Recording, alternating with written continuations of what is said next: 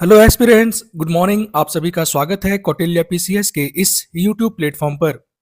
हम आपके लिए एक आज से जो शुरू करने वाले हैं वो डेली करेंट अफेयर्स आपके साथ डिस्कस किया जाएगा। हम क्या करते थे कि अभी तक आपके लिए 10 एमसीक्यू डेली लेके आते थे, करेंट अफेयर्स पर आधारित होता था जो। पर आज से हमने ये फैसला किया है कि आपके लिए सबसे पहले करेंट अफेयर्स का जो टॉपिक है आपको उससे अवगत करा दिया जाएगा। उसके बाद उससे संबंधित 10 सवाल 15 सवाल जितने भी होते हैं वो आपको एमसीक्यू के रूप में प्रैक्टिस करवा दिया जाएगा। इससे क्या होगा कि आप पहले करेंट अफेयर्स से अवगत हो जाएंगे, उसके बाद आप करंट अफेयर्स पर आधारित एमसीक्यू को प्रैक्टिस कर लेंगे।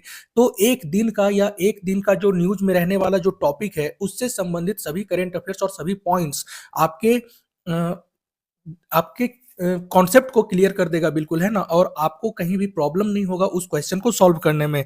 इसलिए हमने आज से क्या किया है कि करंट अफेयर्स को डिस्कस करेंगे। हम आज से ये सोचा है हमने। और ये करंट अफेयर्स देखिए, सोर्सेज के नाम यहाँ लिखे हुए हैं, द हिंदू, इंडियन एक्सप्रेस और पीआईबी। इन तीन सोर्सेज को हमने फॉलो किया है डेली करंट अफेयर्स के लिए। किसी कोचिंग के मैगजीन को हम फॉलो नहीं कर रहे हैं, क्योंकि अगर आप ये न्यूज पढ़ के जाते हैं तो यहीं से बहुत सारा चीज आपका कंप्लीट हो जाता है। और मैगजीन वाले भी इन्हीं सोर्सेज को फॉलो करते हैं। आगे बढ़ने से पहले अगर आपने हमारे चैनल को सब्सक्राइब नहीं किया है तो इसे प्लीज सब्सक्राइब कर लें और अपने दोस्तों के साथ भी इसे जरूर शेयर करें, क्योंकि अगर आप यूपीएससी 2026 प्रीलिम्स एग्जाम की तैयारी कर रहे हैं तो ये सेशन आपके लिए बहुत महत्वपूर्ण होने वाला है। यहाँ हम डेली करंट अफेयर्स के साथ साथ आपको पिछले एक साल का पूरा मैराथन भी आपको करंट अफेयर्स के रूप में उपलब्ध करवा दिया जाएगा। ठीक है, क्या होगा कि मई के महीने से हम शुरू करेंगे, जब प्रीलिम्स खत्म हुआ था उस समय से लेके पूरा अगले एग्जाम तक का करंट अफेयर्स आपको बिल्कुल एक कंपाइलेशन के रूप में उपलब्ध करवा दिया जाएगा इन्हीं तीन सोर्सेस के आधार पर। ठीक है, तो आप उसके लिए हमारे चैनल को फॉलो कर सकते हैं। आइए आगे बढ़ते हैं और शुरू करते हैं और देखते हैं हमारे सामने पहला टॉपिक क्या है। पहला टॉपिक है British Academy Book Award, British अकादमी पुस्तक पुरस्कार। इसके बारे में हम देखते हैं कौन सा न्यूज है हमारे सामने। और ये पीसीएस वगैरह सभी के लिए ये इंपॉर्टेंट है। ठीक है, अगर आप ये सोच रहे हैं कि सिर्फ यूपीएससी, तो नहीं। अगर आप पीसीएस की तैयारी कर रहे हैं, चाहे वो बिहार पीसीएस हो चाहे वो यूपी पीसीएस हो, इन सभी के लिए ये फैक्ट्स और ये करंट अफेयर्स का सेशन बहुत महत्वपूर्ण रहने वाला है।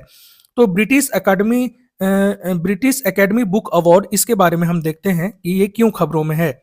भारतीय मूल के प्रसिद्ध इतिहासकार सुनील अमृत ने अपनी उल्लेखनीय कृति The Burning Earth An Environmental History of the Last 500 Years, देखिए पुस्तक का नाम याद रखेंगे, के लिए इन्हें ब्रिटिश अकादमी पुरस्कार दिया गया है। तो किन्हें दिया गया है ब्रिटिश अकादमी पुस्तक पुरस्कार? ये दिया गया है सुनील अमृत को। सुनील अमृत भारतीय मूल के एक इतिहासकार हैं और इनकी पुस्तक का नाम क्या है? The Burning Earth An Environmental History of the Last 500 years. इनके पुस्तक का नाम जरूर याद रखेंगे, पूछा जा सकता है आपसे।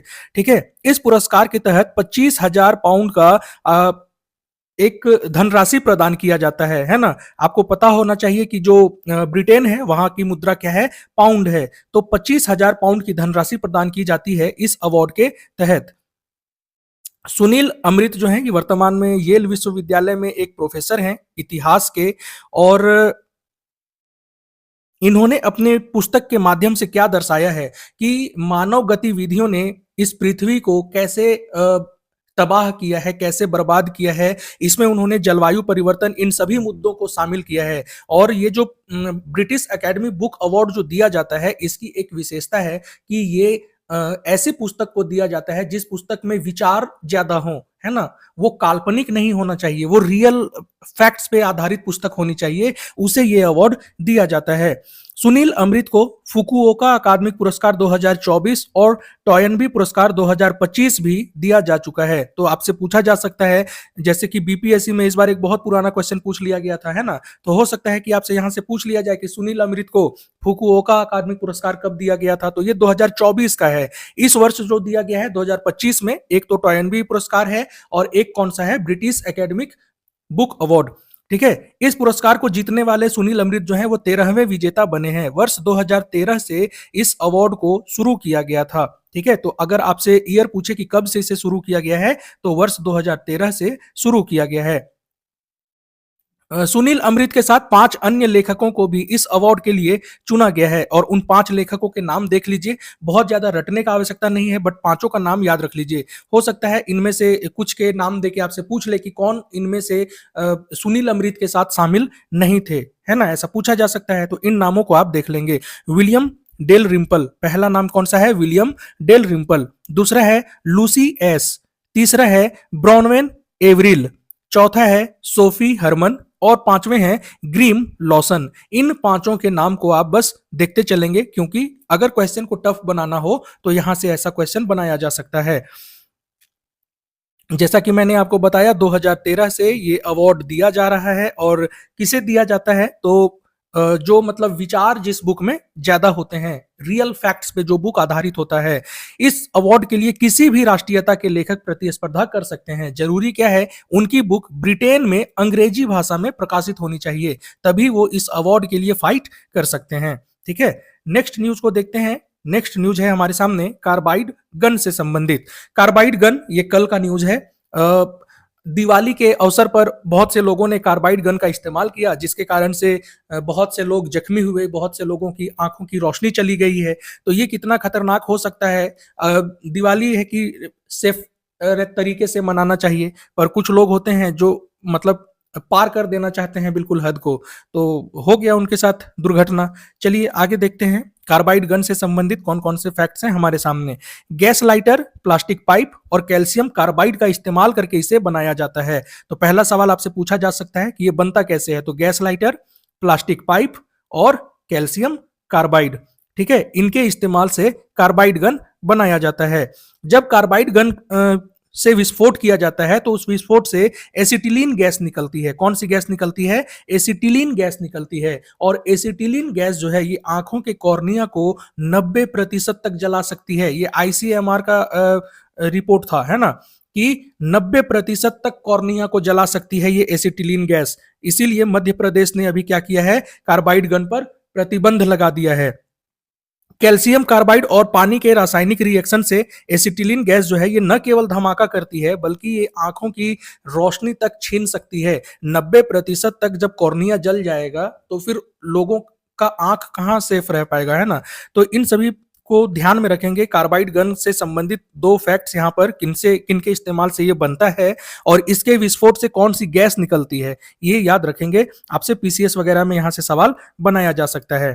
एक मोटिवेशनल कोट को हम देखते हैं जो कि नेल्सन मंडेला जी का कोटेशन है। इसे हम देखते हैं, जब तक कार्य पूरा नहीं हो जाता है तब तक यह हमेशा असंभव लगता है। यूपीएससी के लिए ये बहुत महत्वपूर्ण है।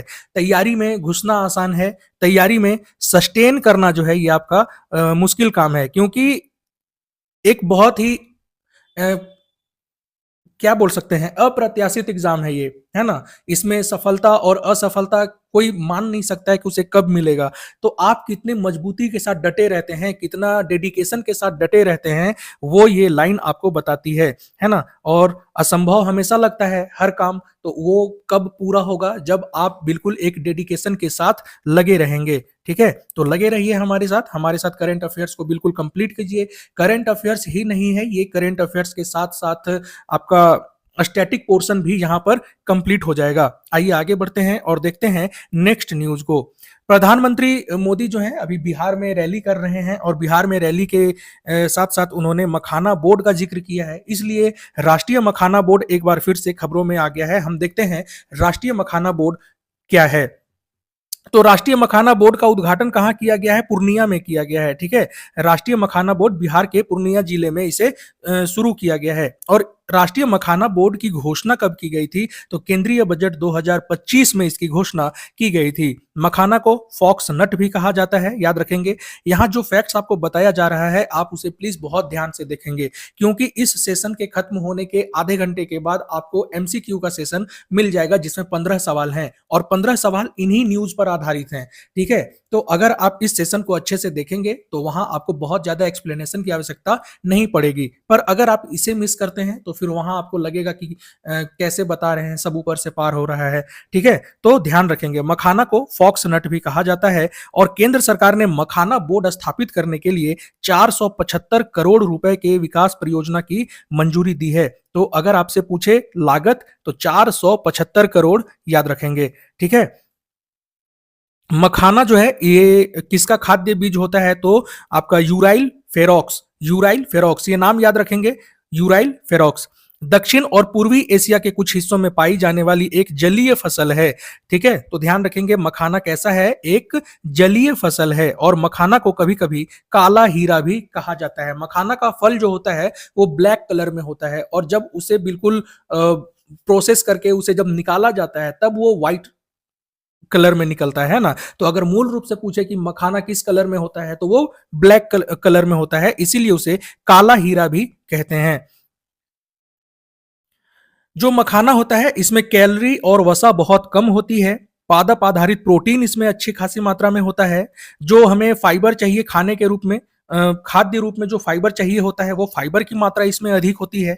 मैग्नीशियम, पोटेशियम और फास्फोरस जैसे खनिज इसमें पाए जाते हैं, ठीक है? तो ध्यान रखेंगे इसमें कैलोरी और इसमें जो फैट है, वसा है, वो कम होता है, ठीक है? बाकी प्रोटीन, फाइबर, मैग्नीशियम, पोटेशियम और फास्फोरस इसमें पाए जाते हैं। इन सभी को याद रखना जरूरी है, आपसे यहां से सवाल बनाया जा सकता है। मखाना एक अनाज फसल नहीं है। कई बार आपको स्टेटमेंट के रूप में दे देगा कि क्या मखाना एक अनाज फसल है? तो नहीं, मखाना एक अनाज फसल नहीं है। ये कैसा है? गैर अनाज खाद्य फसल है, गैर अनाज खाद्य फसल है और ये एक नकदी फसल है, ठीक है? नकदी फसल क्या होता है? आई होप आपको पता होगा। तो मखाना एक नकदी फसल है और इसे गैर अनाज खाद्य फसल के रूप में वर्गीकृत किया जाता है। मखाना से संबंधित सभी फैक्ट्स को याद रखेंगे। मखाना में एंटीऑक्सीडेंट भी होता है और मखाना ग्लूटेन मुक्त होता है। मखाना ग्लूटेन मुक्त होता है, ये भी आप याद रखेंगे। ग्लूटेन क्या होता है ये भी आपको पता होना चाहिए, गेहूं वगैरह में पाया जाता है ना? चलिए, मखाना की खेती स्थिर तालाबों में की जाती है। देखिए, कई बार आपसे यहां से सवाल पूछ लेगा कि क्या बहते हुए पानी में इसकी खेती संभव है? तो नहीं, मखाना की खेती जो है स्थिर तालाबों में या आर्द्र भूमि में की जाती है। बात ध्यान रखेंगे कि ये ताजा जल होना चाहिए, खारा जल वगैरह नहीं। कैसा? ताजा जल, स्थिर जल लेकिन ताजा जल होना चाहिए। भारत में मखाना उत्पादन में बिहार शीर्ष उत्पादक राज्य है और इस ये कितना उत्पादन करता है? लगभग 90% मखाना का उत्पादन केवल बिहार में किया जाता है। बिहार में जो मखाना उत्पादित किया जाता है उसका पहला खेप सितंबर 2025 में भेजा गया। कहां? न्यूजीलैंड, कनाडा और संयुक्त राज्य अमेरिका। कितना भेजा गया? तो 7 मीट्रिक टन। देखिए, ये भी आपसे सवाल बनाया जा सकता है कि मखाना का जो एक पहला खेप भेजा गया, किन देशों को भेजा गया? पहला सवाल यहां से बन सकता है। तो न्यूजीलैंड, कनाडा और संयुक्त राज्य अमेरिका। कितना मात्रा में भेजा गया? तो 7 मीट्रिक टन भेजा गया है मखाना को, ध्यान रखेंगे। मखाना को जीआई टैग किस वर्ष दिया गया था? तो मखाना को वर्ष 2022 में जीआई टैग दिया गया था और ध्यान रखेंगे मखाना के लिए कोई एमएसपी की घोषणा नहीं की जा सकती है। आपसे पूछ लेगा, मान लीजिए कि सीधा सीधा मखाना न देके आपको बोल देगा कि फॉक्स नट, क्या वो आता है कि नहीं ये में, या फिर काला हीरा, कुछ भी बोल देगा कि वो एमएसपी के अंडर आता है कि नहीं। तो कंफ्यूज नहीं होना है, मखाना का जो भी नाम है आप याद रखिए और वो एमएसपी में शामिल नहीं है, ये भी आपको याद रखना होगा। बिहार में मखाना की खेती क्या पूरे बिहार में की जाती है? तो नहीं, मुख्यतः 9 जिलों में मखाना की खेती की जाती है। अगर आपसे एरिया पूछे तो 15,000 हेक्टेयर में मखाना की खेती की जाती है। जिले कौन कौन से हैं? रटने की आवश्यकता नहीं है, देखते चलें, एक दो बार देखेंगे आपको याद हो जाएगा कौन कौन से जिले हैं। दरभंगा उत्तर में जो जिले हैं बस उसे ही याद रखना है। उसमें से 9 जिले हैं जहां मखाना की खेती की जाती है। उसमें एक है दरभंगा, पूर्णिया, मधुबनी, कटिहार, सहरसा, सुपौल, अररिया, किशनगंज और सुपौल 2 बार आ गया है ना। तो इन जिलों का नाम याद रखेंगे। 15,000 हेक्टेयर में यहां पर मखाना की खेती की जाती है। आपसे एक सवाल ऐसा भी बनाया जा सकता है कि बिहार की कुल जनसंख्या का कितना प्रतिशत मखाना की खेती में लगे हुए हैं? तो बिहार की जनसंख्या का केवल 2.6% आबादी, कितना? 2.6% आबादी ही जो है मखाना के उत्पादन में लगी हुई है। मुख्यतः कौन है, तो मल्लाह जाति के जो लोग होते हैं ना, वही खेती करते हैं मखाना का। और मखाना के खेती करने वाले लोगों की संख्या कितनी है, पूरे बिहार का प्रतिशत अगर निकाला जाए तो 2.6% लोग हैं जो मखाना की खेती कर रहे हैं। याद रखेंगे, ये सब बहुत इंपॉर्टेंट है। ठीक है, मखाना से संबंधित एमसीक्यू आपको हमारे अगले सेशन में मिलने वाला है, जहां 15 क्वेश्चन का एक सीरीज आने वाला है आपके लिए। तो अगर आप यूपीएससी की तैयारी कर रहे हैं और आपको लगता है कि करेंट अफेयर्स के साथ साथ एमसीक्यू को भी अटेंड करना चाहिए, तो उस सेशन को जरूर अटेंड कीजिए, जहां 15 एमसीक्यू का एक सीरीज आपके लिए आज लेके आया जा रहा है। ठीक है, अब हम बात करते हैं यूएनएफएओ, यूनाइटेड नेशन का फूड एंड एग्रीकल्चर ऑर्गेनाइजेशन। इसका मुख्यालय कहाँ है, मुख्यालय आपको पता होना चाहिए, मुख्यालय कहाँ है, रोम, इटली में है। देखते हैं करेंट अफेयर्स में ये क्यों खबरों में है। तो यूएनएफएओ ने एक रिपोर्ट जारी की है। इस रिपोर्ट के अनुसार भारत वन क्षेत्र के मामले में विश्व में 9वें स्थान पर पहुंच गया है। ठीक है, यानी कि भारत जो है ये टॉप 10 में शामिल हो गया है वन के मामले में। ये रिपोर्ट कौन दे रहा है, यूनाइटेड नेशन का एफएओ जो है ये आपका ये रिपोर्ट जारी किया है। इसके अनुसार वन क्षेत्र के मामले में विश्व स्तर पर 9वें स्थान पर है भारत। और वन वृद्धि के मामले में अगर आपसे पूछे कि टोटल वन के मामले में भारत का स्थान क्या है, तो वो तो 9वां हो जाएगा, लेकिन वन वृद्धि के मामले में भारत तीसरे स्थान पर है। इस बात को याद रखेंगे। ठीक है, केंद्रीय पर्यावरण मंत्री कौन है, भारत के हैं भूपेंद्र यादव। इन्होंने ये रिपोर्ट के बारे में जो बातें हैं वो मीडिया को संबोधित करते हुए बता रहे थे, तभी ये चीज न्यूज में आ गया है। ठीक है, एफएओ जो है ये प्रत्येक 5 वर्ष पर वैश्विक वन संसाधन मूल्यांकन रिपोर्ट जारी करता है। और इसी रिपोर्ट के अनुसार ये बातें बताई गई है कि वन के मामले में भारत 9वें स्थान पर है और वन क्षेत्र में वृद्धि के मामले में भारत तीसरे स्थान पर है। तो आपसे ऐसा भी पूछा जा सकता है, वैश्विक वन संसाधन मूल्यांकन रिपोर्ट कौन जारी करता है, तो ये जारी करता है एफएओ, और प्रत्येक 5 वर्ष पर जारी करता है। इसे आप याद रखेंगे। ठीक है, अगर वन क्षेत्र वाले शीर्ष 5 देश, ऐसा पीसीएस में बहुत सवाल आया है, बहुत बार ऐसा सवाल देखा जा चुका है पीसीएस के एग्जाम में। तो वन क्षेत्र वाले शीर्ष देश का नाम, पांचों का नाम नहीं पूछता है, कई बार केवल शीर्ष का नाम पूछ लेता है। तो शीर्ष 5 देश का नाम आप याद रखिए। पहला है रूस, दूसरा है ब्राजील, तीसरा है कनाडा, और चौथा है यूएसए, और पांचवा है चीन। ठीक है, तो रूस, ब्राजील, कनाडा, यूएसए और चीन, ये शीर्ष 5 देश हैं वन के मामले में। भारत का स्थान 9वां है और वन वृद्धि के मामले में भारत का स्थान जो है ये तीसरा है। इस रिपोर्ट में बताया गया है कि विश्व में कुल 49 देश हैं जिनकी भूमि पर वन का प्रतिशत 10% से भी कम है। ठीक है, 49 देश ऐसे हैं जिनके पास 10% से भी कम वन है। इस रिपोर्ट में बताया गया है कि अब का जो समय है उसमें वनों की कटाई जो है धीरे धीरे कम हो रही है, लेकिन अभी भी यह बहुत हाई लेवल पे है। तो वन की कटाई में अब कमी आ रही है, जागरूक हो रहा है देश। हो सकता है कि कार्बन को, जो कार्बन सिंक है या कार्बन को कंट्रोल करना है, या नेट जीरो का जो लक्ष्य तय किया गया है विभिन्न देशों के द्वारा, तो इसलिए अब क्या हो रहा है कि वन की कटाई में कमी तो आ रही है, लेकिन अभी भी ये अपने बहुत ऊंचे स्तर पे बना हुआ है, उसमें और सुधार की जरूरत है, ये इस रिपोर्ट में कहा गया है। भारत ने वार्षिक शुद्ध वन वृद्धि के सूची में तीसरा स्थान प्राप्त किया है, जैसा कि आपको बताया जा चुका है।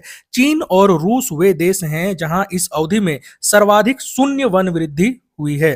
ठीक है, सर्वाधिक शुद्ध वन वृद्धि हुई है। तो सबसे ज्यादा वन में वृद्धि करने वाला देश अगर आपसे पूछे, भारत तो तीसरे स्थान पर है, और सबसे ज्यादा कौन वृद्धि किया है वन में, तो वो है चीन। सबसे ज्यादा वन है रूस में, ठीक है, बट सबसे ज्यादा वृद्धि कहां हुआ है, वो हुआ है चीन में। और रूस वृद्धि के मामले में, वन में वृद्धि के मामले में दूसरे स्थान पर है रूस। वन वृद्धि में पहले स्थान पे आ जाएगा चीन, दूसरे स्थान पे आ जाएगा रूस, और तीसरे स्थान पे आ जाएगा भारत। लेकिन अगर आपसे पूछे कि सबसे ज्यादा वन कहां है विश्व में, तो उसमें आ जाएगा रूस, सेकंड पे आ जाएगा ब्राजील, है ना। तो जो मैंने आपको पहले बताया है, इन सभी देशों का नाम आपको याद रखना जरूरी है। क्वेश्चन किसी भी तरीके से आपसे बनाया जा सकता है। अब देखिए, कुछ देश ऐसे हैं जहां पर वनों में शुद्ध ह्रास दर्ज किया गया है, वनों की शुद्ध कमी दर्ज की गई है। तो कौन से ऐसे देश हैं जहां पर बिल्कुल कमी आया है वनों में, तो वो है ब्राजील, अंगोला और तंजानिया। ठीक है, ब्राजील में भी कमी आई है। हालांकि ब्राजील में वन के मामले में ब्राजील दूसरे स्थान पर है, लेकिन इसमें भी कमी आई है, इस बात को आप याद रखेंगे। तो ब्राजील, अंगोला और तंजानिया 3 ऐसे देश हैं जिनके वन में बिल्कुल शुद्ध कमी देखी गई है, कि वहां के वन क्षेत्र में कमी आई है। ठीक है, इस रिपोर्ट के आधार पर जो जो बातें मैं डिस्कस कर रहा हूं, इन सबको आप याद रखेंगे। अगर आप एक शॉर्ट नोट्स बनाना चाहते हैं तो शॉर्ट नोट्स भी बनाते चलें। ठीक है।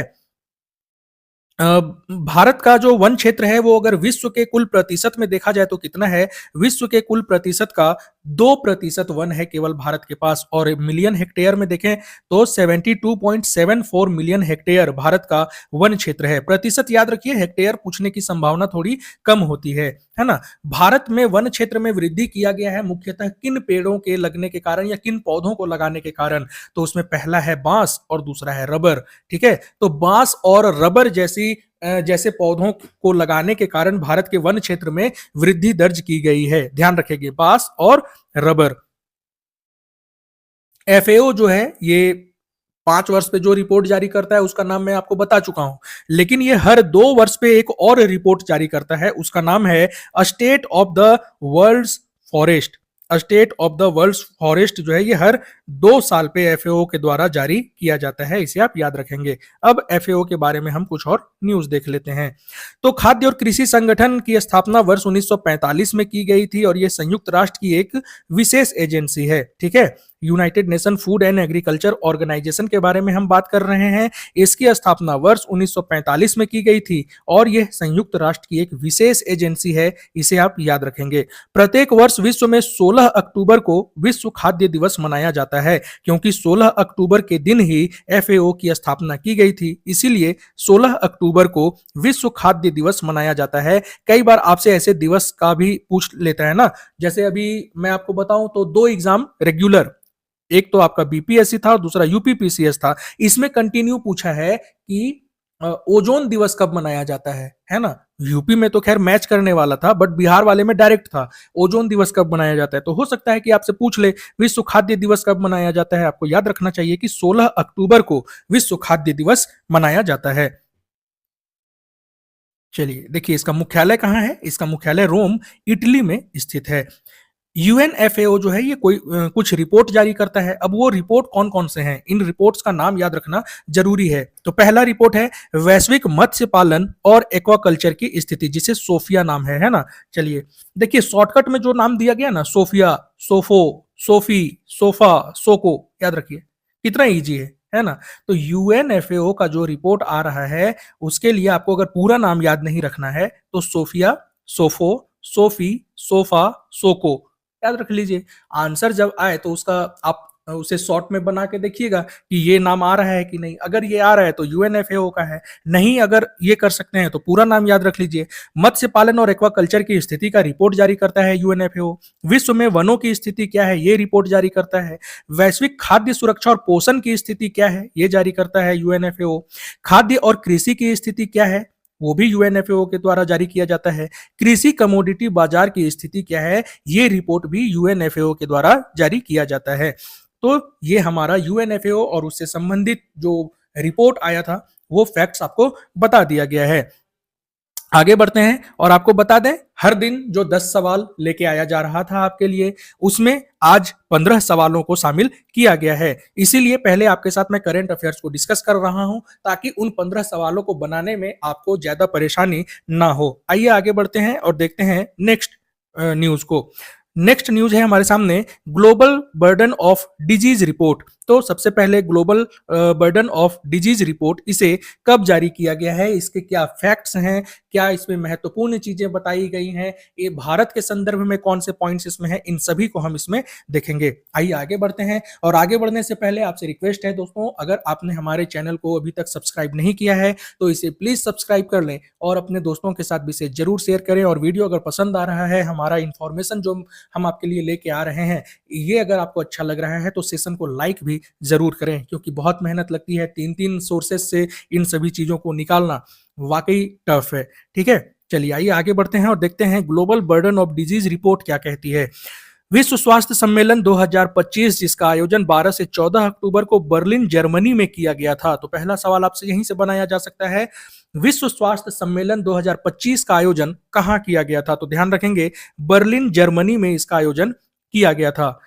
इसका थीम क्या था? आपसे थीम पूछा जा सकता है। तो इसका थीम था taking responsibility for health in a fragmenting world. Hindi में अगर बोलें तो एक बिखरती दुनिया में स्वास्थ्य की जिम्मेदारी लेना, ये इसका थीम है। तो विश्व स्वास्थ्य सम्मेलन 2025 आयोजन बर्लिन में, और इसके थीम को आप जरूर याद रखेंगे, यहां से सवाल बनाया जा सकता है। बर्लिन में जो संपन्न हुआ विश्व स्वास्थ्य सम्मेलन, इसमें जारी किया गया global burden of disease report. ठीक है, तो विश्व स्वास्थ्य सम्मेलन जो कि बर्लिन जर्मनी में आयोजित किया गया, इसी में global burden of disease report को जारी किया गया है। इस रिपोर्ट में क्या बताया गया है? तो जो गैर संचारी रोग हैं, नॉन कम्युनिकेबल डिजीज हैं, इन ये बहुत तेजी से लोगों की मृत्यु का कारण बन रहे हैं, ऐसा बताया गया है। ठीक है, देखिए दुनिया में जो लगभग 2/3 मृत्यु हो रहा है, उसके कारण से ये गैर संचारी रोग जिम्मेदार हैं। गैर संचारी रोग, नॉन कम्युनिकेबल डिजीज, ये फैलते नहीं हैं किसी एक आदमी से दूसरे आदमी में, उसे गैर संचारी रोग बोला जाता है। ठीक है, और ये गैर संचारी रोग ही जो है दुनिया में होने वाली मौतों का 2/3 हिस्सा में अपना योगदान दे रहे हैं या उसके लिए जिम्मेदार हैं। बहुत खतरनाक एक फैक्ट्स है, याद रखें गैर संचारी रोग के बारे में। अब इस रिपोर्ट में और कौन कौन सी बातें कही गई हैं, हम उस पर ध्यान देते हैं, जो कि भारत के संदर्भ में बताया जा रहा है। इस रिपोर्ट में बताया जा रहा है कि भारत में मृत्यु के कारणों में बदलाव आ रहा है। भारत में जो मृत्यु का कारण है उसमें अब बदलाव आ रहा है। अगर हम 1990 के दशक में देखें तो वहां पे डायरिया जैसे रोग जो थे मृत्यु के प्रमुख कारण थे। ठीक है, 1990 की बात की जा रही है कि 1990 के समय के आसपास का समय देखें तो उस समय भारत में जो मौतें होती थी उसमें डायरिया जैसे रोग प्रमुख कारक थे। लेकिन 2023 में सबसे ज्यादा मौतें जो हैं ये हुई है हृदय रोग से। देखिए, हृदय रोग से सबसे ज्यादा मौतें 2023 में, हृदय रोग से सबसे ज्यादा मौत, पहले डायरिया से होता था और अब लोग मर रहे हैं हार्ट डिजीज से। ठीक है, इस फैक्ट्स को याद रखेंगे। दूसरा और तीसरा प्रमुख कारण कौन कौन सा है? तो क्रॉनिक ऑब्स्ट्रक्टिव पल्मोनरी डिसऑर्डर, ये दूसरा प्रमुख कारण है भारत में होने वाली मौतों का। तो पहला हृदय रोग था, इस्कीमिक हार्ट डिजीज, और दूसरा है क्रॉनिक ऑब्स्ट्रक्टिव पल्मोनरी डिसऑर्डर, ये दूसरा प्रमुख कारण है मौत का। और जबकि स्ट्रोक जो है, स्ट्रोक ये आपका तीसरा प्रमुख कारण है। देखिए, एक अलग सेशन में लेके आऊंगा आपके लिए, उसमें ischaemic heart disease, chronic obstructive pulmonary disorder और स्ट्रोक, इन तीनों में क्या अंतर है आपको डिटेल में बता दिया जाएगा। फिलहाल याद रखें, भारत में होने वाली मौतों में पहला कारण जो है वो है इस्कीमिक हार्ट डिजीज, दूसरा है क्रॉनिक ऑब्स्ट्रक्टिव पल्मोनरी डिसऑर्डर और तीसरा है स्ट्रोक। ठीक है, इन तीनों को सीरियल वाइज से याद रखिए, ऐसे ही क्वेश्चन आपसे पूछा जाता है एग्जाम में। इस रिपोर्ट में एक बात बताया गया है कि कोविड-19 2021 में दुनिया में मृत्यु का प्रमुख कारण था, लेकिन 2023 में यह 20वें स्थान पर रहा है। तो हो सकता है कि अगर इस प्रश्न को कोविड-19 से जोड़ना हो तो ये फैक्ट्स आपसे पूछ लिया जाए। तो कोविड-19 20वें स्थान पर है, प्रमुख कारण में नहीं है, इसे आप याद रखेंगे। चलिए, संक्रामक रोगों से नॉन कम्युनिकेबल डिजीज की तरफ जो बढ़ रहा है मौत का कारक, उसके बीच में भी भारत के जीवन प्रत्याशा में सुधार हुआ है, ऐसा इस रिपोर्ट में बताया गया है। 1990 से 2023 के बीच भारत में जीवन प्रत्याशा में 13 वर्ष की वृद्धि हुई है। ठीक है, यानी कि भारत में लोगों की आयु जो है वो 13 वर्ष बढ़ गई है। हालांकि 2023 में मृत्यु का सबसे प्रमुख कारण हार्ट डिजीज को माना गया, इस्कीमिक हार्ट डिजीज को। उसके बावजूद भी ये रिपोर्ट बता रहा है कि 1990 से लेकर 2023 के बीच भारत में लोगों की जीवन प्रत्याशा में 13 वर्ष की वृद्धि हुई है। ठीक है, पुरुषों के लिए औसत आयु कितनी हो गई है जीवन प्रत्याशा? लगभग 70 वर्ष, महिलाओं के लिए 72 वर्ष, और औसत अगर बोला जाए तो 71 वर्ष। ठीक है, तो ऐसा औसत भी आपसे पूछा जा सकता है जीवन प्रत्याशा। और जीवन प्रत्याशा से संबंधित मैं एक प्रश्न आपको बता दूं, बीपीएससी में भी पूछा गया था। ठीक है, तो इसीलिए इन सभी चीजों को आप याद रखेंगे कि किस रिपोर्ट में ऐसा बोला गया है। तो पुरुषों के लिए जीवन प्रत्याशा 70 वर्ष है, महिलाओं के लिए 72 वर्ष है, और औसत अगर पूछे दोनों का कि जीवन प्रत्याशा कितना है, तो वो लगभग 71 वर्ष है। इसे आप याद रखेंगे। चलिए आगे बढ़ते हैं और इसमें देखते हैं और कुछ कुछ पॉइंट्स बताया गया है। सबसे तेजी से बढ़ने वाले नॉन कम्युनिकेबल डिजीज के रूप में किसकी पहचान की गई है? तो सबसे पहला है डायबिटीज। डायबिटीज को सबसे तेजी से बढ़ने वाला नॉन कम्युनिकेबल डिजीज, डायबिटीज बहुत सारे कारणों से बनता है। अगर आप मतलब अभी हम लोग देखेंगे आगे कारण भी बताया गया है। डायबिटीज है, डिप्रेशन है और एंजाइटी डिसऑर्डर है। ये भारत में सबसे तेजी से बढ़ने वाले नॉन कम्युनिकेबल डिजीज हैं। आपसे क्वेश्चन पूछा जा सकता है, नॉन कम्युनिकेबल डिजीज में सबसे तेजी से बढ़ने वाले कौन है? अगर हार्ट डिजीज दे तो हार्ट डिजीज जो है ये आपका मौत का प्रमुख कारण है। वो तेजी से बढ़ नहीं रहा है, मौत का प्रमुख कारण है। बट सबसे तेजी से बढ़ने वाला नॉन कम्युनिकेबल डिजीज अगर आपसे पूछे तो उसमें डायबिटीज का नाम आ जाएगा, दूसरा डिप्रेशन का नाम आ जाएगा और तीसरा एंजाइटी डिसऑर्डर का नाम आ जाएगा। समय से पहले मृत्यु और विकलांगता के 3 प्रमुख कारक कौन कौन से हैं? उच्च रक्तचाप, हाई ब्लड प्रेशर।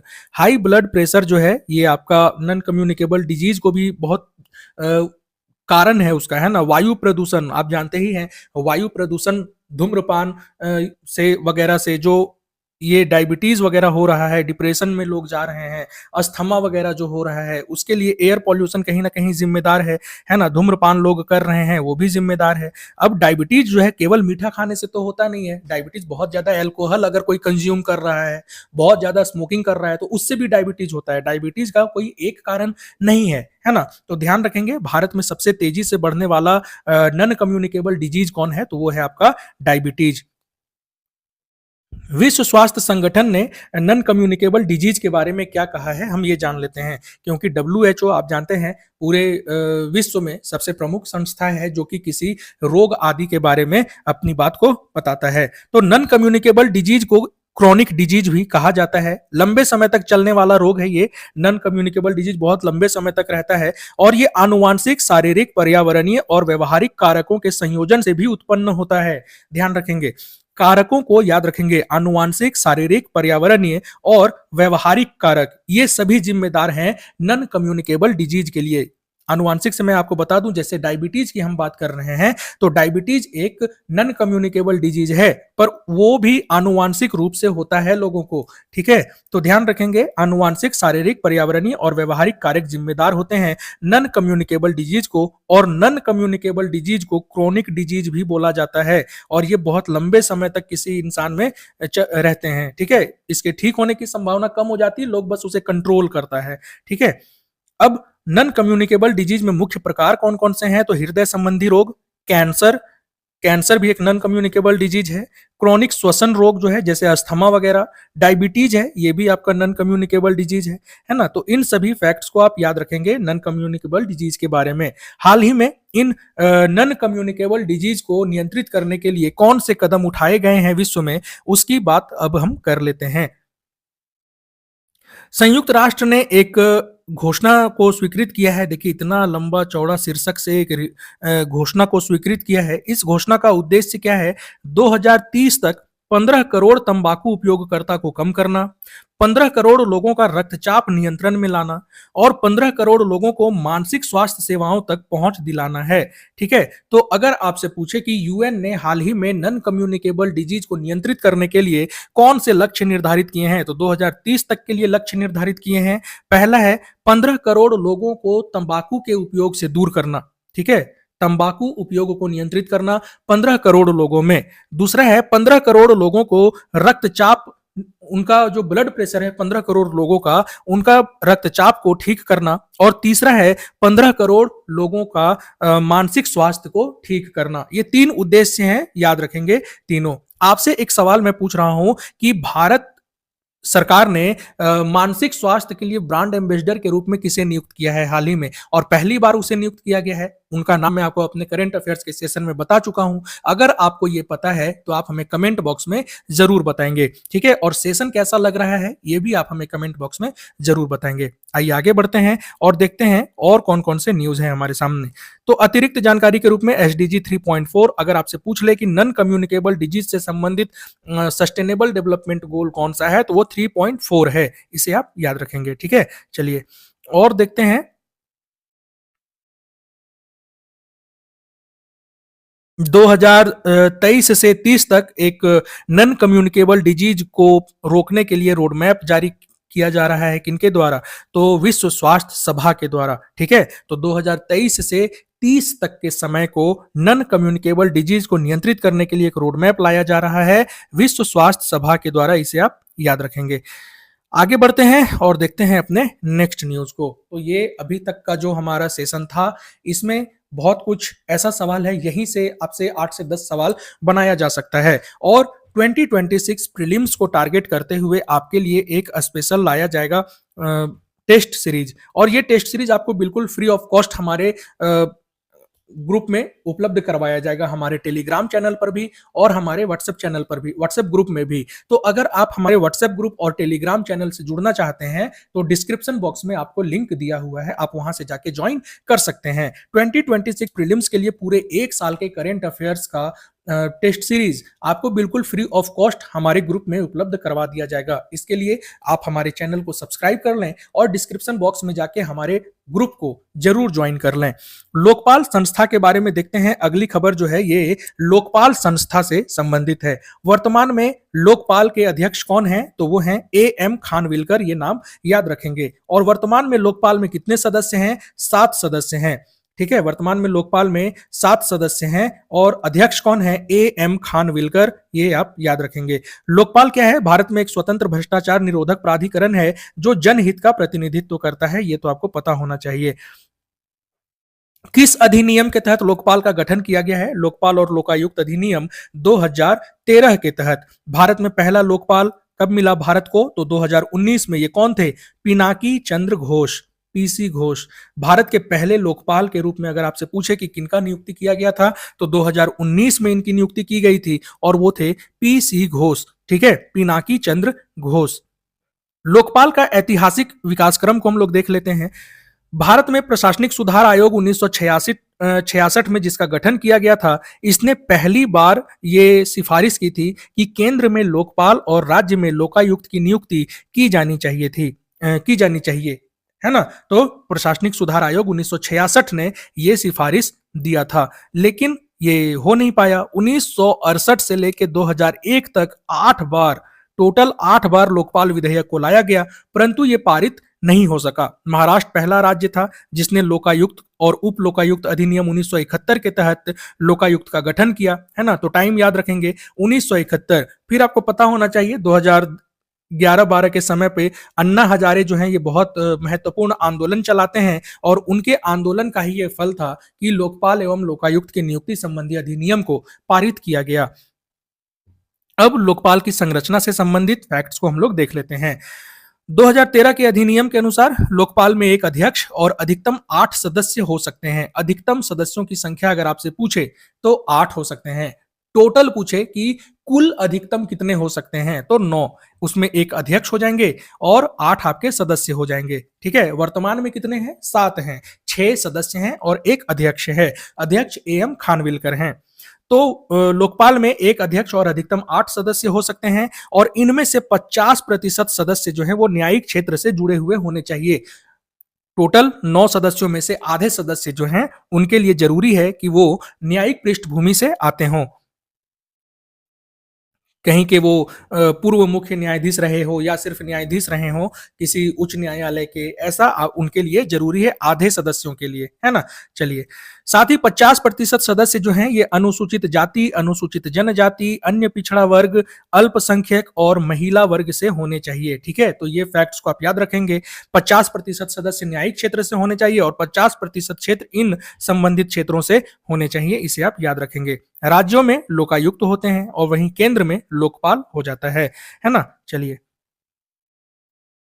लोकपाल की एक जांच शाखा होती है। इस जांच शाखा में एक जांच निदेशक होता है और इस जांच निदेशक की नियुक्ति किसके द्वारा की जाती है? तो केंद्र सरकार के द्वारा। आपसे पूछा जा सकता है कि लोकपाल की जांच शाखा के जांच निदेशक की नियुक्ति किसके द्वारा की जा सकती है? और आपके सामने ऑप्शन रहेगा भारत के मुख्य न्यायाधीश या फिर राष्ट्रपति, केंद्र सरकार और वहीं पे एक आपको दे देगा लोकपाल के अध्यक्ष। तो हो सकता है कि आपको लगेगा कि लोकपाल के अध्यक्ष इनकी नियुक्ति करते होंगे। नहीं, केंद्र सरकार के द्वारा इनकी नियुक्ति की जाती है और उनका पद जो है वो संयुक्त सचिव के रैंक का होता है। ये भी आप ध्यान रखेंगे। ठीक है, आगे बढ़ते हैं। लोकपाल दिवस कब मनाया जाता है? तो 2024 में लोकपाल दिवस पहली बार मनाया गया है और 16 जनवरी को मनाया गया है। 16 जनवरी को लोकपाल दिवस के रूप में मनाया जाता है। देखिए, ऐसे जो डे आपको बताया जा रहा है इसे जरूर याद रखेंगे। यहाँ से सवाल बनता है और बहुत बार बनता है ना? तो लोकपाल दिवस मनाया जाता है 16 जनवरी को। इसे पहली बार मनाया गया है 2024 में। ठीक है, 16 जनवरी के दिन ही इस अधिनियम को लागू किया गया था और लोकपाल संस्था की स्थापना की गई थी। इसी याद में 16 जनवरी को लोकपाल दिवस के रूप में मनाया जाता है। अब आते हैं लोकपाल के अधिकार क्षेत्र से संबंधित टॉपिक को देखते हैं हम। लोकपाल का अधिकार क्षेत्र बहुत ज्यादा व्यापक है। इसमें कौन कौन शामिल होते हैं? तो प्रधानमंत्री, केंद्रीय मंत्री, सांसद, केंद्र सरकार के group A B C D के कर्मचारी भी इसमें शामिल होते हैं। लोकपाल के सदस्य स्वयं भी लोक सेवक की परिभाषा में आते हैं और लोकपाल के सदस्य भी लोकपाल के अधिकार क्षेत्र में आते हैं। ठीक है, ध्यान रखेंगे कि यहां पर राष्ट्रपति कहीं भी नहीं है। तो अगर आपसे पूछे कि क्या राष्ट्रपति लोकपाल के अधिकार क्षेत्र में आ रहा है, तो क्या होना चाहिए आपका आंसर? क्योंकि यहाँ पे क्या है, प्रधानमंत्री, केंद्रीय मंत्री, सांसद, केंद्र सरकार और एबीसीडी ग्रुप के कर्मचारी, बस यही है ना? राष्ट्रपति का नाम कहीं नहीं है। तो इस फैक्ट्स को आप याद रखेंगे। प्रधानमंत्री के खिलाफ अगर लोकपाल को जांच करना हो तो उसके लिए शर्त क्या क्या है, हम उसे देखते हैं। अगर प्रधानमंत्री के खिलाफ जांच करना हो तो लोकपाल सबसे पहले देखेगा कि अगर विदेश नीति, राष्ट्रीय सुरक्षा, परमाणु ऊर्जा, अंतरिक्ष या सार्वजनिक व्यवस्था से संबंधित मुद्दा है तो प्रधानमंत्री के खिलाफ जांच नहीं किया जा सकता है। ठीक है, प्रधानमंत्री के खिलाफ जांच नहीं किया जा सकता है। किन मामलों में? अगर मामला विदेश नीति से संबंधित हो, राष्ट्रीय सुरक्षा से संबंधित हो, परमाणु ऊर्जा या अंतरिक्ष से संबंधित हो या फिर सार्वजनिक व्यवस्था से संबंधित हो, तो प्रधानमंत्री के खिलाफ जांच लोकपाल नहीं करेगा। प्रधानमंत्री के खिलाफ जांच की प्रक्रिया तभी शुरू होगी जब संपूर्ण लोकपाल पीठ 2/3 बहुमत से इसकी स्वीकृति दे दे। इन फैक्ट्स को जरूर याद रखेंगे। 2/3 बहुमत से लोकपाल के सदस्य जब स्वीकृति देंगे तभी प्रधानमंत्री के खिलाफ जांच शुरू की जा सकती है। और यहां जो मैं ऊपर बताया हूं कि ये मुद्दे अगर शामिल होंगे, विदेश नीति, राष्ट्रीय सुरक्षा, परमाणु ऊर्जा, अंतरिक्ष और सार्वजनिक व्यवस्था, तो लोकपाल जांच नहीं कर सकता है। याद रखेंगे इसे, है ना? वर्तमान में लोकपाल में 7 सदस्य हैं जिसमें एक अध्यक्ष हैं और 6 अन्य सदस्य हैं, है ना? तो अध्यक्ष कौन है? एएम खानविलकर। अध्यक्ष का नाम तो याद रहता है, पर मान लीजिए अन्य सदस्यों में से आपका नाम पूछ ले किसी एग्जाम में। पीसीएस में ऐसा बहुत बार किया गया है प्रीवियस टाइम पे। हो सकता है कि इस बार लोकपाल के मामले में कर लिया जाए, है ना? तो आपसे पूछा जा सकता है कि अन्य सदस्य कौन कौन से हैं लोकपाल में। तो एक है संजय यादव, दूसरा है ऋतुराज अवस्थी, तीसरा है एल नारायण स्वामी, चौथे हैं सुशील चंद्रा, पांचवें हैं पंकज कुमार और छठे हैं अजय टिकरे। इन 6 सदस्यों का नाम आप जरूर याद रख लेंगे। यहां से सवाल आपसे पूछा जा सकता है। लोकपाल को जो वेतन और सुविधाएं मिलती हैं वो भारत के मुख्य न्यायाधीश के समान होती हैं। लोकपाल अध्यक्ष जो हैं उनका वेतन और सुविधाएं भारत के मुख्य न्यायाधीश के समान होती हैं, जबकि लोकपाल के अन्य जो सदस्य हैं सुप्रीम कोर्ट के न्यायाधीशों के समान सुविधाएं प्राप्त करते हैं। अध्यक्ष है तो भारत के मुख्य न्यायाधीश के समान, और अगर लोकपाल के अन्य सदस्य हैं तो भारत के सुप्रीम कोर्ट में जो न्यायाधीश हैं उनके समान उन्हें वेतन भत्ता मिलती है। तो इन सभी फैक्ट्स को आप याद रखेंगे। आई होप लोकपाल से संबंधित जो फैक्ट है वो कंप्लीट हो चुका है। आपको अब इसके लिए पॉलिटिकल साइंस का कोई बुक पढ़ने की आवश्यकता नहीं है। लोकपाल से संबंधित जो भी फैक्ट्स है, पूरा फैक्ट्स स्टैटिक से लेके करंट तक का बात आपको बता दिया गया है और ये बहुत है। अगले सेशन में लोकपाल से संबंधित जो प्रश्न है आप उसे देखें, आप उसे सॉल्व कर पा रहे हैं या नहीं कर पा रहे हैं। आइए आगे बढ़ते हैं और देखते हैं अपने नेक्स्ट न्यूज को। नेक्स्ट न्यूज है हमारे सामने कार्बन सिंक से संबंधित। कार्बन सिंक क्या है? कार्बन को स्टोर कर जो भी सोर्स है जो कार्बन को स्टोर कर लेता है तो उसे हम कार्बन सिंक कहते हैं। तो कार्बन सिंक के बारे में जानने से पहले हम कार्बन के बारे में कुछ बातें जान लेते हैं। कार्बन एक रासायनिक तत्व है, कार्बन का प्रतीक सी है और कार्बन की परमाणु संख्या कितनी है? 6 है। ये कार्बन से संबंधित बेसिक फैक्ट्स है, इसे याद रखना जरूरी है। कार्बन जो है ये कई रूपों में पाया जाता है, जैसे हीरा, ग्रेफाइट और कोयला। इन रूपों में भी कार्बन पाया जाता है। कार्बन चक्र क्या होता है? तो एक प्राकृतिक प्रक्रिया है जिसमें कार्बन वायुमंडल, महासागरों, पौधों, जानवरों और मिट्टी के बीच में निरंतर घूमता रहता है। तो ये कार्बन साइकिल हो जाता है, कार्बन चक्र हो जाता है। ठीक है, अब कार्बन सिंक के बारे में देखते हैं। वन जो है, फॉरेस्ट जो है, ये कार्बन सिंक के रूप में कार्य करते हैं, यानी वे वायुमंडल से CO2 को अवशोषित करता है, पृथ्वी के तापमान को नियंत्रित करता है। CO2 को अवशोषित अगर वन नहीं करेगा तो क्या हो जाएगा? CO2 एक ग्रीन हाउस गैस है, बहुत ज्यादा मतलब ग्लोबल वार्मिंग बढ़ जाएगा उससे, है ना। तो इसीलिए वन जो है ये कार्बन को अवशोषित कर लेते हैं। ठीक है, जितनी मात्रा में जरूरत है वो वायुमंडल में रहती है, बाकी वो निरंतर घूमता रहता है, उसी को कार्बन साइकिल कहा गया है। कार्बन अवशोषण, कार्बन अवशोषण क्या है? वायुमंडल में मौजूद कार्बन डाइऑक्साइड को पकड़कर उसे दीर्घ काल तक संग्रहित करना। अब ये पकड़ते कौन है?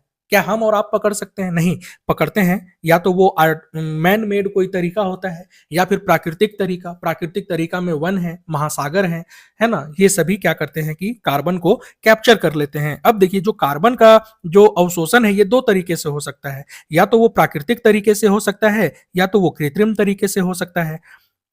प्राकृतिक तरीके में आ जाएगा वन।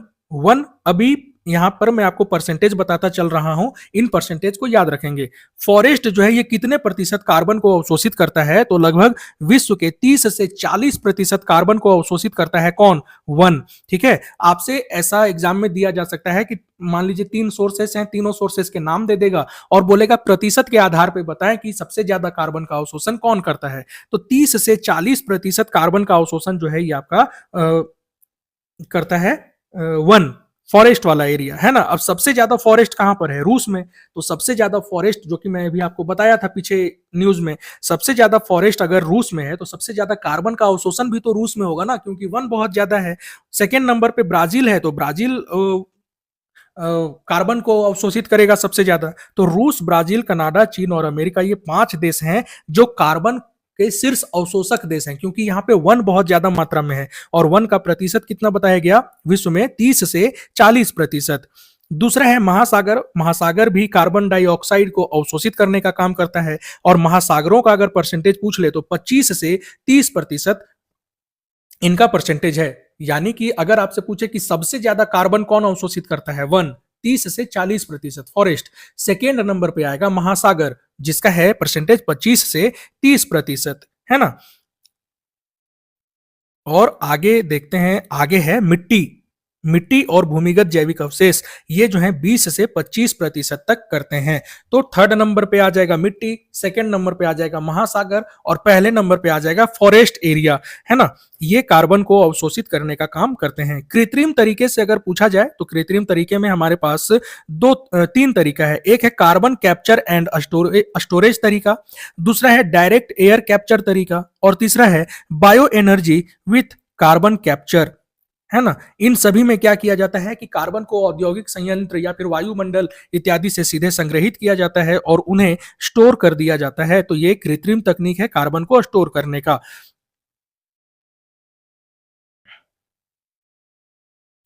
चलिए, संयुक्त राष्ट्र का जो FAO है, इसने हाल ही में एक रिपोर्ट जारी किया है। इस रिपोर्ट के अनुसार वन का क्षेत्रफल कितना है विश्व में? 4.14 अरब हेक्टेयर, और ये भूमि का लगभग 1/3% भाग को ये वन कवर करते हैं। और वनों का कार्बन अवशोषण की क्षमता कितनी है? 30 से 40%, जो कि आपको अभी बताया गया है। तो कार्बन अवशोषण से संबंधित जो भी फैक्ट आपको बताया गया है उसे आप जरूर याद रखेंगे, यहां से क्वेश्चन आपसे पूछा जा सकता है। ठीक है, चलिए, तो कार्बन अवशोषण में और कुछ वैसा खास है नहीं। कौन से देश प्रमुख हैं, वन, महासागर, मृदा, इनका प्रतिशत कितना है, ये सब आपको बताया जा चुका है और यही सब याद रखने की आवश्यकता है। ये रिपोर्ट इतना ज्यादा है, इसे पढ़ेंगे कंफ्यूज हो जाएंगे। यहाँ तो बस मैं करंट अफेयर्स में टॉपिक था तो मैं यहाँ डाल दिया हूँ। और अगर आपको PDF चाहिए तो हमारे व्हाट्सएप ग्रुप में आप जुड़ सकते हैं, वहां ये सारा PDF आपको फ्री ऑफ कॉस्ट मिल जाता है। ठीक है, अब व्हाट्सएप ग्रुप को या टेलीग्राम ग्रुप को ज्वाइन करना हो तो करेंगे कैसे? डिस्क्रिप्शन बॉक्स में लिंक दिया हुआ है, वहां जाएं, लिंक पे क्लिक करें और आप हमें ज्वाइन कर सकते हैं। आइए आगे बढ़ते हैं और देखते हैं नेक्स्ट न्यूज क्या है हमारे सामने। नेल्ली हत्याकांड, एक इंडियन एक्सप्रेस का ये न्यूज है, नेल्ली हत्याकांड, इसमें आया हुआ न्यूज है। देखते हैं ये क्या है, किस इसमें पूछा जा सकता है ये किस राज्य से संबंधित है। तो एक तिवारी आयोग का गठन किया गया था नेल्ली हत्याकांड की जांच के लिए। तो हो सकता है कि आपसे इस आयोग का नाम पूछ ले। और ये नेल्ली हत्याकांड कहाँ हुआ है? असम में हुआ है। ठीक है, तो राज्य का नाम याद रखेंगे, असम में हुआ है। 41 साल बाद इसका कोई रिपोर्ट अब पेश होने वाला है असम की विधानसभा में, इसलिए ये न्यूज में है। तो नेल्ली हत्याकांड से संबंधित उसकी जांच के लिए तिवारी आयोग, और राज्य का नाम अगर आपसे पूछे तो असम हो जाएगा। ठीक है, नेल्ली हत्याकांड कब हुआ था? 18 फरवरी 1983 को। बांग्लादेश से जो अवैध प्रवासी घुस रहे थे असम में, उस समय ये एक हिंसक आंदोलन के रूप में या हिंसक झड़प के रूप में फैल गया था। इसी को नाम दिया गया है नेल्ली हत्याकांड। चलिए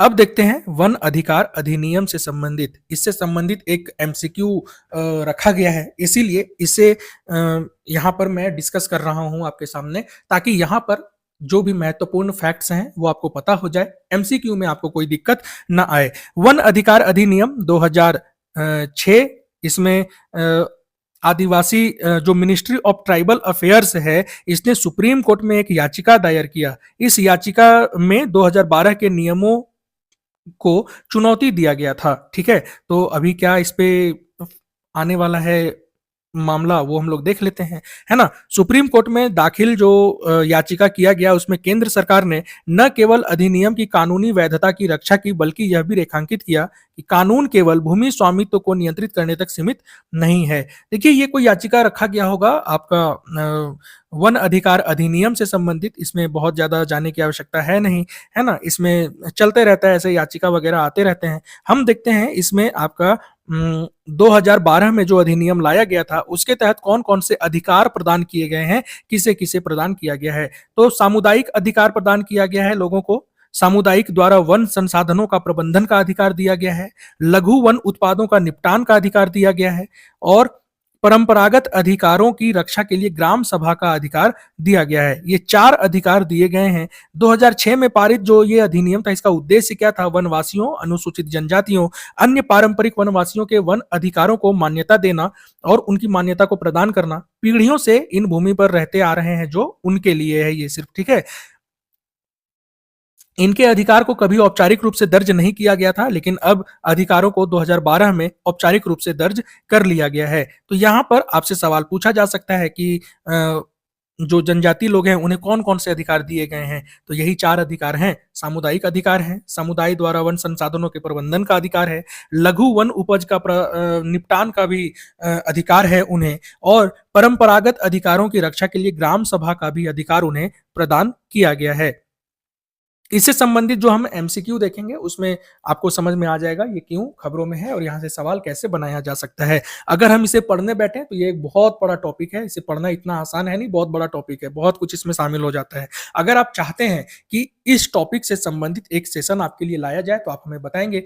15-20 मिनट का एक सेशन होगा जिसमें आपको ये पूरा डिटेल में बता दिया जाएगा। ठीक है, बट आपको कमेंट बॉक्स में बताना होगा कि आपको वो चाहिए या नहीं चाहिए। ये प्रवासी भारतीय नगर नहीं है, प्रवासी भारतीय नागरिक होगा। ठीक है, इसे सुधार लेंगे। अगर प्रवासी भारतीय नागरिक होगा, प्रवासी भारतीय नागरिक कौन होते हैं? जो कि अ, किसी अन्य देश में रहते हैं, भारत के वो सिटीजन हैं बट रहते किसी अन्य देश में हैं, उन्हें ही ओवरसीज सिटीजन ऑफ इंडिया कहा जाता है। ये इनके लिए एक प्रावधान किया गया है कि भारत आगमन से 72 घंटे पहले तक अपना ई अराइवल कार्ड ऑनलाइन भरकर जमा कर सकते हैं। ठीक है, 72 घंटे पहले तक, यानी कि 3 दिन पहले आपको इन्फॉर्म करना होगा। ऑनलाइन आप भर सकते हैं इस फॉर्म को। अब इसके लिए कुछ वेबसाइट का नाम दिया गया है, आप इस वेबसाइट पे जाके, अगर आप ओवरसीज सिटीजन ऑफ इंडिया हैं तो इस वेबसाइट पे जाके आप अपना फॉर्म को भर सकते हैं, है ना। ओवरसीज सिटीजन ऑफ इंडिया योजना को कब शुरू किया गया था? इसे शुरू किया गया था वर्ष 2005 में, है ना। सभी भारतीय मूल के व्यक्तियों को भारतीय प्रवासी नागरिक के रूप में पंजीकरण की अनुमति दी गई थी वर्ष 2005 में। जितने भी भारतीय मूल के व्यक्ति हैं सभी को, कि आप भारतीय प्रवासी नागरिक के रूप में अपना पंजीकरण करवा सकते हैं। इसके लिए क्या रखा गया था? अगर बोला जाए कि कुछ मानदंड, कुछ शर्तें रखी गई थी, वो शर्त कौन-कौन सा था? 26 जनवरी 1950 को या उसके बाद जो भारत के नागरिक थे या उस तिथि को भारत के नागरिक बनने के योग्य थे, उन्हें ओवरसीज़ सिटीज़न ऑफ इंडिया माना जाएगा। हालांकि यह योजना उन व्यक्तियों पर लागू नहीं होती थी जो पाकिस्तान, बांग्लादेश या किसी अन्य देश के नागरिक हों।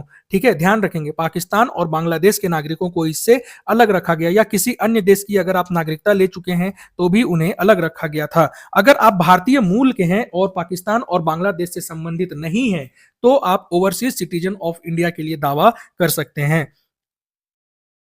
किसी व्यक्ति को भारतीय प्रवासी नागरिक कार्ड धारक तब माना जाता है जब उसे भारत सरकार द्वारा नागरिकता संशोधन अधिनियम 2015 की धारा 7A के अंतर्गत पंजीकृत किया जाता है। तो धारा याद रखेंगे 7A, और नागरिकता संशोधन अधिनियम 2015 के तहत उन्हें जब शामिल किया जाता है तो उसे माना जाता है प्रवासी भारतीय नागरिक। प्रवासी भारतीय नागरिक से संबंधित एक सवाल आपसे पूछा जा रहा है, प्रवासी भारतीय दिवस किस तिथि को मनाया जाता है? ये आप हमें कमेंट बॉक्स में जरूर बताएंगे। ठीक है, इससे संबंधित एक एमसीक्यू भी है। एमसीक्यू सेशन के लिए हमारे चैनल को आप जरूर सब्सक्राइब कर लें, वहीं पर आपको एमसीक्यू सेशन मिलता रहेगा, आपके कॉन्सेप्ट क्लियर होते रहेंगे। आगे बढ़ते हैं और देखते हैं नेक्स्ट न्यूज हमारे सामने क्या है। एक है भारतीय ऑर्नामेंटल टेरेंटुला, ये क्या है आपसे पूछा जा सकता है। हाल ही में खबरों में देखा गया भारतीय ऑर्नामेंटल टेरेंटुला क्या है, तो ये एक मकड़ी की प्रजाति है। ये देखिए, मकड़ी की प्रजाति है भारतीय ऑर्नामेंटल टेरेंटुला। इन्वायरमेंट में ऐसे सवाल बहुत पूछे जाते हैं। किस क्षेत्र की प्रमुख है? दक्षिण भारत की स्थानिक है। ये 6 से 7 इंच तक ये लंबी होती है ना। कर्नाटक और तमिलनाडु के वनों में पाई जाती है, लेकिन ध्यान रखेंगे दक्षिण भारत की स्थानिक है। अगर आपसे एग्जाम में पूछे कि पश्चिम भारत की स्थानिक है, तो नहीं, दक्षिण भारत की स्थानिक है ना। चलिए, तो भारतीय ऑर्नामेंटल टेरेंटुला से संबंधित एक और फैक्ट है कि ये मनुष्यों के लिए घातक नहीं है ना। कई बार होता है, कई ऐसे प्रजाति होते हैं जो मनुष्यों के लिए घातक होते हैं, लेकिन ये मनुष्यों के लिए घातक नहीं है। इस फैक्ट को आप याद रखेंगे। चलिए, तो भारतीय ऑर्नामेंटल टेरेंटुला क्या है? भारतीय ऑर्नामेंटल टेरेंटुला एक मकड़ी की प्रजाति है, दक्षिण भारत की स्थानिक है और मनुष्यों के लिए घातक नहीं है। बाजार तक पहुंच एवं भुगतान, आरबीआई ने कुछ बाजार तक पहुंच एवं भुगतान से संबंधित कारकों को रेखांकित किया है। हम देखते हैं वो कौन कौन से कारक हैं जो बाजार तक पहुंच एवं भुगतान को प्रभावित करते हैं, है ना। तो आरबीआई ने कहा है कि भू राजनीतिक जोखिम, जिनमें प्रतिबंध, वित्तीय प्रणाली पर प्रतिबंध शामिल है, ये सीमा पार भुगतान को भविष्य में आकार देने वाले प्रमुख कारक के रूप में बन के उभरे हैं। तो क्या सैंक्शंस को आरबीआई ने कहा है कि ये प्रमुख कारक हैं जो सीमा पार भुगतान को प्रभावित करते हैं। इसने कहा है कि सैंक्शंस जो हैं, वित्तीय प्रतिबंध जो हैं और अन्य संचालन संबंधी बाधाएं, ये तीनों ही हैं भुगतान चैनलों को प्रभावित कर सकते हैं। तो देखिए, 3 कारकों को आरबीआई ने रेखांकित किया है। कौन कौन से? पहला है प्रतिबंध, दूसरा है वित्तीय प्रतिबंध और तीसरा है अन्य संचालन संबंधी बाधाएं। ये भुगतान को प्रभावित करते हैं, बाजार तक पहुंच और भुगतान को प्रभावित करने वाले कारक हैं। इन तीनों कारकों का नाम याद रखेंगे, आपसे सीधा सीधा एग्जाम में पूछा जा सकता है। कुछ प्रभावित देश जो हैं ये विकल्प को तलाश रहे हैं, इसलिए आरबीआई ने इस समय पे ये अपना रिपोर्ट लाया और उसमें बोला ये बात, है ना। चलिए, तो इसमें जानने लायक कुछ ज्यादा नहीं है, बस ये है कि सीमा पार भुगतान को कौन कौन से कारक प्रभावित कर सकते हैं आरबीआई के अनुसार, बस उसे आप याद रख लीजिए। अब हमारे पास नेक्स्ट टॉपिक है सेमाग्लूटाइड से संबंधित। सेमाग्लूटाइड क्या है? वजन को कम करने और मधुमेह के प्रबंधन में, यानी डायबिटीज के मैनेजमेंट में काम करने वाला ये एक दवा है ना। सेलेक्ट परीक्षण होता है। सेलेक्ट परीक्षण क्या है, हम इस पे भी बात करेंगे, अभी आगे आपको बताएंगे। यानी कि आप ध्यान रखिए कि सेलेक्ट परीक्षण के माध्यम से सेमाग्लूटाइड वजन कम करता है और मधुमेह प्रबंधन में काम करता है, ये दावा किया जा रहा है सेलेक्ट परीक्षण के माध्यम से। जिन लोगों में हृदय संबंधी बीमारी है या जिनके शरीर में वजन बहुत ज्यादा है, उन सब के लिए सेमाग्लूटाइड एक महत्वपूर्ण औषधि के रूप में काम कर सकती है, ये बताया गया है। सेलेक्ट परीक्षण क्या है? ये क्लिनिकल ट्रायल है जिसमें सेमाग्लूटाइड के हृदय स्वास्थ्य लाभों का मूल्यांकन किया जाता है। ठीक है, तो सेलेक्ट परीक्षण अगर आपसे पूछे तो ये क्लिनिकल ट्रायल है और हृदय संबंधी लाभ, हृदय संबंधी रोग में सेमाग्लूटाइड किस प्रकार से लाभदायक हो सकता है, उसकी जांच के लिए ये टेस्ट किया जा सकता है। नेक्स्ट हमारे पास टॉपिक है रामपुर एवं मुढोल से संबंधित। ये किस जीव की प्रजातियां हैं? ये कुत्ते की प्रजाति है ना, रामपुर एवं मुढोल। भारतीय सेना में इन कुत्तों को शामिल किया जाता है, इसलिए ये चर्चा में है। तो ध्यान रखेंगे, आपसे पूछा जा सकता है हाल ही में खबरों में देखा गया रामपुर एवं मुढोल किस जानवर की प्रजातियां हैं? तो ये कुत्ते की प्रजाति है। मुढोल हाउंड ये शिकार और सुरक्षा कौशल के लिए जानी जाती है। तेज दौड़ सकता है, ये बहुत ज्यादा इनमें एक्टिव रहता है इनका शरीर, लंबा और पतला शरीर है इनका, ठीक है। फुर्ती बहुत ज्यादा होता है मुढोल में। इनके सूंघने की शक्ति बहुत ज्यादा है, खोजी दस्ता में यूज होते हैं भारतीय सेना में। और वहीं पे अब देखते हैं हम लोग रामपुर हाउंड के बारे में। रामपुर एक एथलेटिक साइड हाउंड नस्ल है। एथलेटिक मतलब वही फुर्तीला, बिल्कुल, है ना। इनकी लंबी और ऊंची टांगे होती हैं इनकी, है ना। गति बहुत तेज होता है, 40 मील प्रति घंटे की रफ्तार से ये दौड़ सकते हैं। तो ध्यान रखेंगे, इसमें बहुत ज्यादा याद रखने का नहीं है। आपसे एग्जाम में पूछा जा सकता है हाल ही में खबरों में देखा गया रामपुर एवं मुढोल क्या है? तो वो कुत्ते की प्रजातियां हैं। आपके लिए जो है मैं एमसीक्यू सेशन लेके आने वाले हैं 15 क्वेश्चन का, उसमें आपको शायद ये क्वेश्चन मिल सकता है, तो इसे आप याद रखेंगे। नेक्स्ट न्यूज है हमारे सामने रूस पर प्रतिबंध को लेके।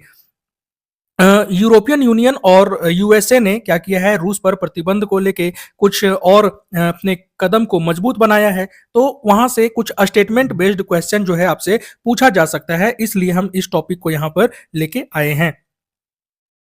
तीसरे देशों, थर्ड पर्सन के, थर्ड कंट्री जो है उसके व्यक्ति और संस्थाएं प्रतिबंध के लक्ष्य बन गए हैं। यानी कि अपने देश के नागरिकों को तो मना कर ही रहा है, या अपने देश की संस्थाओं को मना कर ही रहा है यूएसए और यूरोपियन यूनियन, लेकिन अब अन्य देशों की संस्थाओं और अन्य देशों के नागरिकों को भी ये कह रहा है कि आप रूस से व्यापार मत कीजिए, ठीक है। तो अन्य देश पर जो प्रतिबंध लगाया जा रहा है रूस के परिप्रेक्ष्य में या किसी अन्य देश के परिप्रेक्ष्य में, जो प्रतिबंध किसी अन्य देश पर लगाया जाता है उसे सेकेंडरी सैंक्शंस कहते हैं, यानी कि माध्यमिक प्रतिबंध कहते हैं। जब अपने देश के नागरिकों या अपने देश की संस्थाओं पर प्रतिबंध लगाया जाता है तो उसे प्राथमिक प्रतिबंध कहते हैं, इसे याद रखेंगे, ठीक है।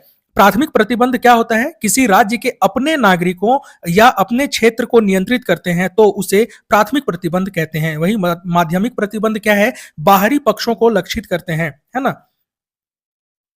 बाहरी पक्षों को, यानी कि दूसरे देश के नागरिक, दूसरे देश की संस्थाओं को इसमें लक्षित किया जाता है। यह प्रतिबंध क्या होता है? उस राज्य के बाजार या वित्तीय प्रणाली तक पहुंच को प्रभावित करता है, ठीक है। ये प्रतिबंध जो है बाजार और वित्तीय प्रणाली तक उनके पहुंच को प्रभावित करता है। तो यहां से भी क्वेश्चन आपको एक देखने को मिलेगा हमारे एमसीक्यू के सेशन में। हमारे एमसीक्यू के सेशन से जुड़े रहें, और जुड़ने के लिए हमारे चैनल को जरूर सब्सक्राइब करें। आज के सेशन में करंट अफेयर से संबंधित टॉपिक इतना ही था जिसे हम न्यूज कवर कर चुके हैं। अब हम अपने अगले सेशन में 15 महत्वपूर्ण एमसीक्यू को देखने वाले हैं। उस एमसीक्यू सेशन से जुड़ने के लिए हमारे चैनल को अभी सब्सक्राइब करें। आपके जो दोस्त, आपके जो साथी तैयारी कर रहे हैं यूपीएससी 2026 के लिए, उनके साथ हमारे इस चैनल को जरूर शेयर करें। पढ़ते रहें, मस्त रहें। हमारे अगले सेशन, अगला एमसीक्यू का सेशन बहुत जल्दी आने वाला है। उसके लिए नोटिफिकेशन के बेल आइकन को बिल्कुल क्लिक कर लीजिएगा ताकि नोटिफिकेशन आप तक पहुंचता रहे। तब तक अपना ध्यान रखें, पढ़ते रहें। इस सेशन को एक बार अच्छे से रिवाइज करें। जल्द हम लौट रहे हैं अपने 15 एमसीक्यू के सेशन के साथ। Thank you. जय हिंद।